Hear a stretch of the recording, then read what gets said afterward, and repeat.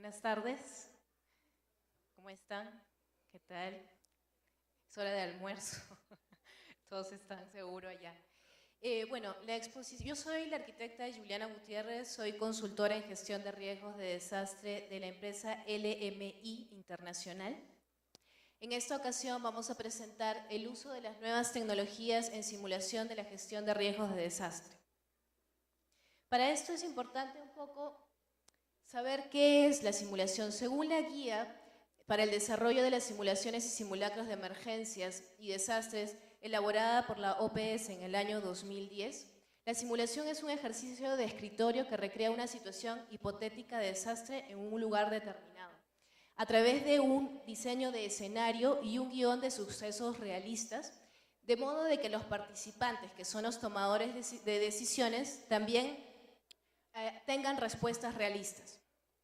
Estas respuestas tienen que basarse según un procedimiento o un protocolo de los planes de operaciones de emergencia que cada comunidad e institución deben tener, con la finalidad de que puedan validarlos.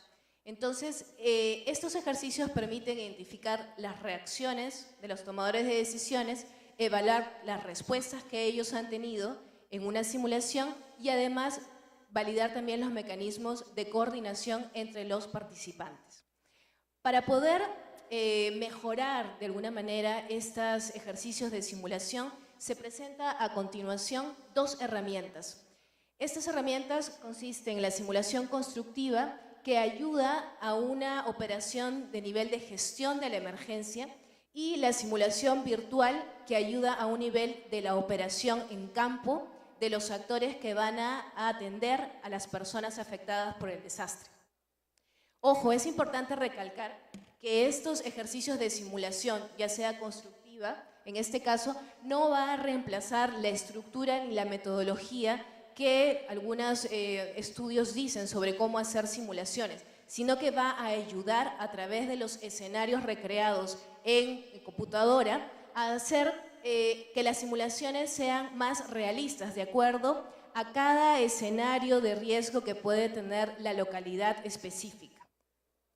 Entonces, y esto lo que permite finalmente es hacer una evaluación más detallada y precisa con datos, por ejemplo, de tiempo, de afectación, de daños que puede ocasionarse en una localidad de manera más real. Este es un ejemplo de cómo es que funciona la estructura de operación de una emergencia. Al momento de un desastre se activa el Centro de Operaciones de Emergencia, que está compuesto por varios miembros de la plataforma de gestión de riesgos de desastre, que cada uno tiene sus diferentes áreas funcionales. En este caso, por ejemplo, puede estar el comandante del Cuerpo de Bomberos, el cual va a mandar una acción a las diferentes compañías y por ende se va a comenzar a movilizar los recursos que vendrían a ser los camiones de bomberos para poder atender la emergencia. La simulación virtual ayuda a mejorar las operaciones del personal de campo en este nivel, y la simulación constructiva ayuda a que los gestores de la emergencia puedan tener escenarios más realistas y por consiguiente respuestas más realistas. Ahora voy a profundizar un poquito más sobre estas dos simulaciones. La simulación virtual está dirigido a los actores de campo, como lo mencioné, sea cómo es que un médico va a atender una respuesta, cómo el brigadista va a atender la respuesta o el rescatista va a atender la respuesta, siguiendo las tácticas ya sea de un plan de operaciones de emergencia o de los gestores que encomiendan las misiones en campo. Esto se puede hacer a través de la inteligencia artificial, que lo que permite la inteligencia artificial en este software es recrear cuáles pueden ser las acciones en campo de manera más real. Eso quiere decir de que se puede programar qué cantidad de litros tiene un camión de bomberos y en cuánto tiempo se puede gastar esa cantidad de litros apagando un incendio. Eso es lo que permite la inteligencia artificial. Entonces, si el comandante de la compañía de bomberos manda a apagar un incendio, esa orden no solamente se queda en el mandato de la operación, sino que el software permite decirte si es que ese recurso ya se acabó o en qué condiciones está el recurso, en base a un escenario que previamente se ha diseñado. Ahora lo vamos a explicar en la siguiente diapositiva. Estos escenarios que se van a presentar o que se van a diseñar recogen información de los estudios de estimaciones de riesgos, o el sistema de información de recursos para la atención de desastre que puede tener cada localidad, y que van a ser simulados o programados en este software, y lo que va a permitir es que los que van a tomar las decisiones puedan enviar la orden, el operador del software registra la orden y puede saber luego el gestor si es que tuvo una respuesta efectiva y eficaz y realmente ayudó a las personas que necesitaban de ayuda. Entonces, finalmente, según el plan de operaciones de emergencia. Entonces, lo que podemos, con esta simulación constructiva, podemos poner a prueba si es que el plan de operaciones de emergencia realmente va a ayudar a la población o no, y en ese momento se pueden hacer las modificaciones con los resultados de los reportes que pueden emitir el software. Además, es importante porque el ejercicio de simulación tiene objetivos. Entonces, el objetivo de una simulación es evaluar la capacidad de la toma de decisiones. ¿Cómo ayuda eso, el software a eso? Es que mide el tiempo de respuesta de los gestores de la emergencia y además mide la efectividad para saber si utilizó el mejor recurso que tenía a su disposición. Luego también es otro de los objetivos de la simulación validar este plan institucional de preparativos y respuesta de emergencia. ¿Cómo? Porque el software puede hacer estimaciones de daños a la infraestructura, por ejemplo, a la vida, a la salud. Entonces, esto nos permite no solamente ver cómo es que las personas van a tomar las decisiones, sino el impacto de sus decisiones. Eso también es lo que permite el software con la programación. Además, también permite probar los mecanismos interinstitucionales de coordinación.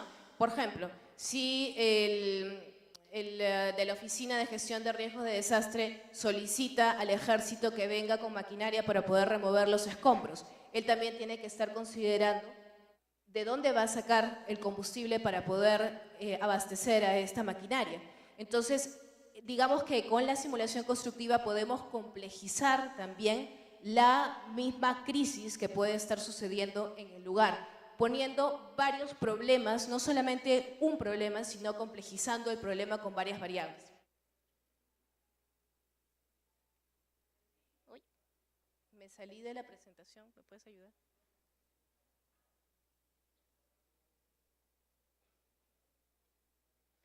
Finalmente, otro objetivo de la simulación es capacitar a las personas que tienen funciones en la toma de decisiones y ejecución de las acciones. ¿Cómo es que se puede lograr eso? A través de los reportes que se genera el software de las decisiones que cada gestor ha tomado. Entonces, uno los puede revisar y además puede visualizar todo el ejercicio de simulación y hacer repeticiones, cosa que en un ejercicio tradicional no se puede hacer. Eso es lo que también permite la simulación constructiva. ¿De qué manera se hace la organización de este tipo de simulación constructiva? Existen dos espacios físicos donde se va a desarrollar la celda de crisis, donde van a estar los tomadores de decisiones, en un escenario en donde van a tener instrumentos de comunicación, ya sea radio, fax o incluso a través de las noticias, y otra habitación donde va a estar la celda de animación. Entonces, donde se va a registrar en el software mediante operadores expertos las decisiones que se tomen en la celda de crisis. Finalmente, el software va a emitir un reporte nuevamente que se va a anunciar en la celda de crisis para poder hacer la interacción de las decisiones de los tomadores de decisión, ¿no? De los gestores, perdón. Ya se han realizado dos experiencias de simulación constructiva. Uno fue dentro del marco del proyecto séptimo del DIPECO, a partir de unos talleres que realizó el Programa Mundial de Alimentos. Esos talleres de simulación y respuesta fueron también de sensibilización al sector privado sobre la ayuda alimentaria. En estos talleres que se desarrollaron en Perú, en las ciudades de Cañete, Trujillo y Huaura, por ejemplo, se puso a prueba la capacidad de los funcionarios para poder actuar o responder o gestionar una emergencia. Y nos dimos cuenta, por ejemplo, que muchos no sabían qué funciones tenían.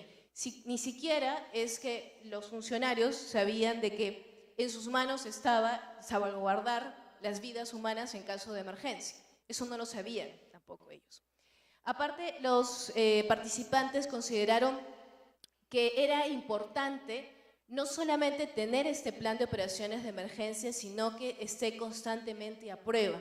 Y consideraron que esta herramienta de interacción les facilitaba un poco conocer sus debilidades y poder ir mejorándolas en el camino. Pudimos medir tiempo de respuesta de las tomas de decisiones, pudimos conocer el procedimiento de sus acciones si es que eran de acuerdo o no al plan de operaciones de emergencia, pero también un punto importante fue el manejo del estrés.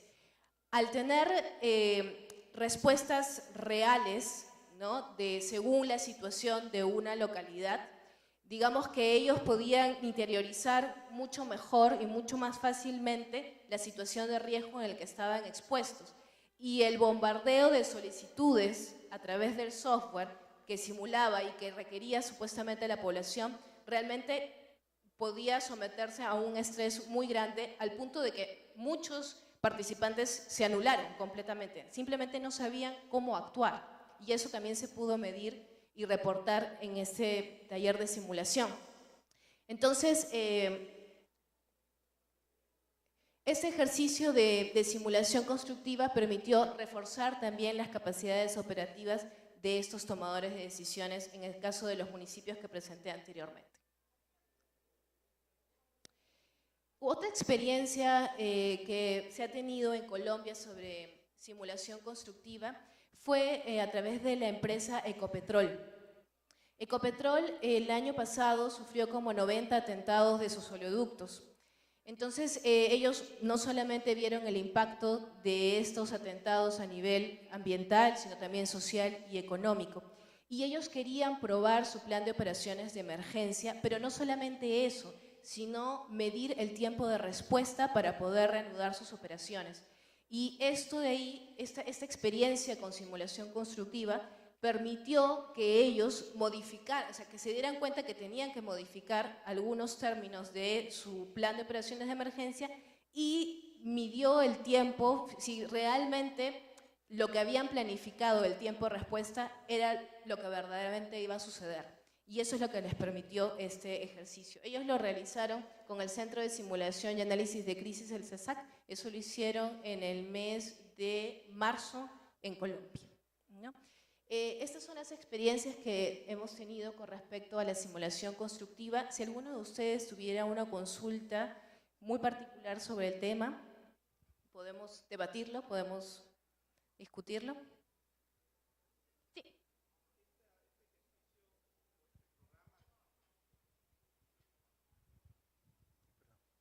Gracias, buenas tardes.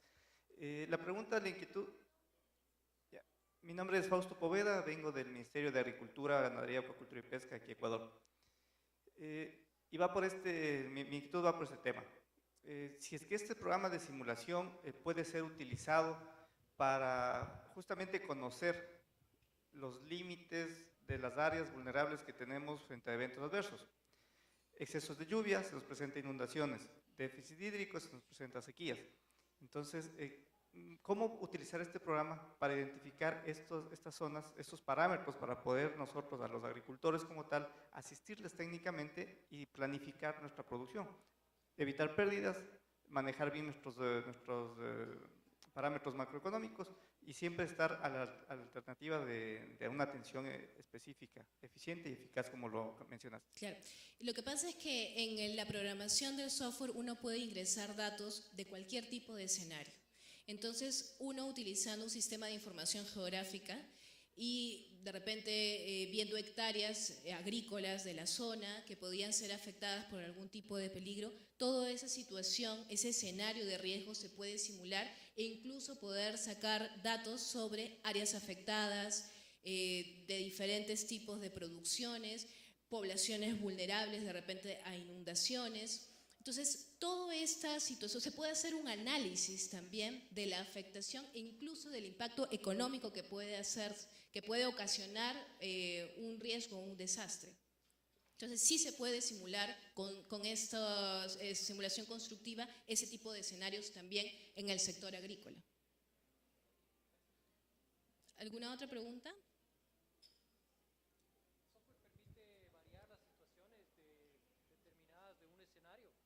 Sí, por supuesto. O sea, uno puede plantear un escenario y se puede complejizar la situación que se planteó en el momento con cierto tipo de información. O sea, uno puede comenzar a complejizar el escenario de acuerdo a múltiples variables de exposición a peligros.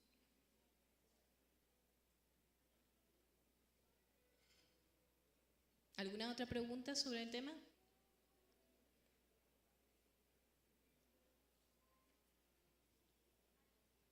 Muchas gracias por su participación. Buenas tardes.